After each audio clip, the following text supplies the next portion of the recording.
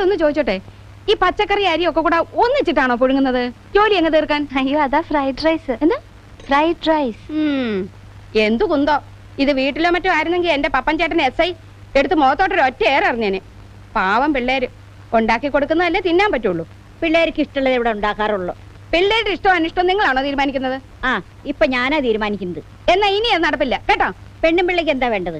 പെണ്ണും പിള്ളയോ? ഞാൻ ആരാണെന്നാ നിങ്ങളുടെ വിചാരം? പിള്ളേരുടെ സ്വന്തം അമ്മായിയാ. എന്നാ അമ്മായിക്ക് എന്താ വേണ്ടത്? വേണ്ടത് വേണ്ടപ്പ പറയും. പപ്പൻ ചേട്ടന് രാവിലെ പൊടിയരിക്കഞ്ഞും പയറ് പുഴുക്കും നിർബന്ധ. ഉച്ചയ്ക്ക് ഞങ്ങൾക്ക് രണ്ടാൾക്കും കോഴി ബിരിയാണി വേണം. അതിന്റെ കൂടെ നാരങ്ങ അച്ചാറ്, ഉള്ളി അരിഞ്ഞ് തൈരിലിട്ടത്, ചമ്മന്തി, പപ്പടം.